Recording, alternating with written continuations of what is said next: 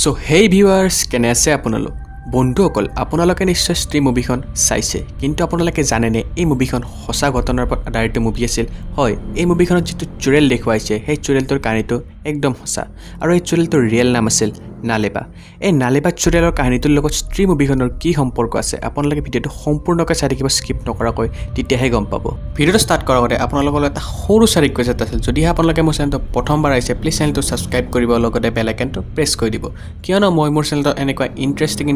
হৰৰ related content আনি থাকো তেন্তে বলক আপোনালোক কোনো সময় নষ্ট নকৰি আজিৰ আমাৰ ভিডিঅটো ষ্টাৰ্ট কৰো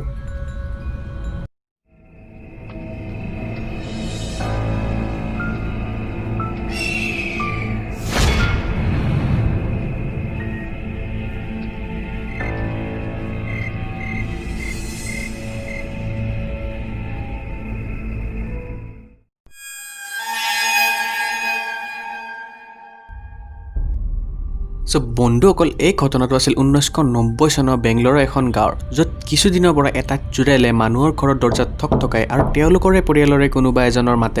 মাত লগাই আছিল যেতিয়াই কোনোবা দৰ্জা খুলি ওলাই আহে বাহিৰলৈ তেতিয়া সেই চুৰেলটোৱে সেই ব্যক্তিজনক বহু দূৰলৈ নি মাৰি পেলাইছিল গাঁৱৰ মানুহবোৰে আৰম্ভণিতে এইবোৰ কথাত বিশ্বাস কৰা নাছিল তেওঁলোকে এইবোৰ কথা নজৰআন্দাজ কৰি দিছিল কিন্তু লাহে লাহে দিন যোৱাৰ পিছত এইবোৰ ঘটনাও বাঢ়ি যাবলৈ ধৰিলে এইবোৰ ঘটনা ইমানে বাঢ়ি যাবলৈ ধৰিলে যে তাতে স্থানীয় বাতৰি কাকতো এই ঘটনা সন্দৰ্ভত বাতৰি দিছিল যাতে এই ঘটনা সন্দৰ্ভত মানুহবোৰ সতৰ্ক হয় এই ঘটনাবোৰ ইমানে বাঢ়ি গৈছিল যে গাঁৱৰ মানুহবোৰ সূৰ্য অস্ত যোৱাৰ পিছত ঘৰৰ পৰা বাহিৰত নোলোৱা হ'ল যিমানে জৰুৰী কাম নহওক কিয় তেওঁলোকে সূৰ্য অস্ত যোৱাৰ পিছত ঘৰৰ বাহিৰ নোলায় এদিন এজনী ছোৱালী ঘৰত তাইৰ গিৰিয়েকৰ মাতেৰে আধা ৰাতি সেই চুৰেলটোৱে মাত লগায় যেতিয়া সেই ছোৱালীজনীয়ে বিছনাৰ পিনে চাই তাই দেখে যে তাইৰ গিৰিয়েক বিছনাতে শুই আছে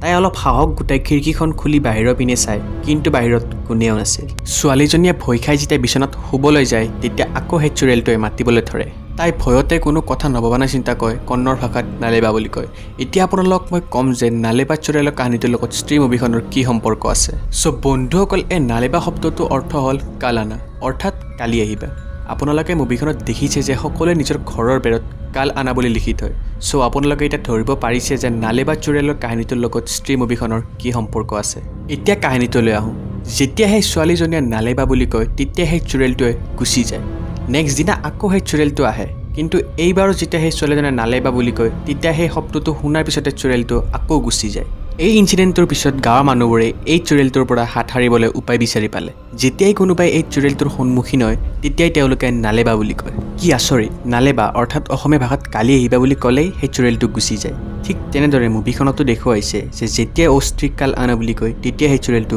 গুচি যায় এতিয়া হয়তো আপোনালোকে অলপ ধৰিব পাৰিছে যে স্ত্ৰী মুভিখনৰ লগত নালেবা চুৰেলৰ কাহিনীটোৰ কি সম্পৰ্ক আছে যিহেতু বন্ধুসকল নালেবা বুলি ক'লেই সেই চুৰেলটো গুচি যায় সেইবাবে গাঁৱৰ মানুহবোৰে চুৰেলটোৰ নাম ৰাখে নালেবা চুৰেল এই নালেবা চুৰেলৰ আতংক বহু বছৰলৈ চলে কিন্তু চন 1997ৰ পৰা এইবোৰ ঘটনা ঘটা কমি যায় বন্ধুসকল মই আপোনালোক জনাওঁ যে নালেবা চুৰেলৰ আতংক ইমানে বেছি আছিল যে এতিয়াও তাৰে গাঁৱৰ মানুহবোৰে 1 এপ্ৰিলৰ দিনটোক নালেবা ডে ৰূপে পালন কৰে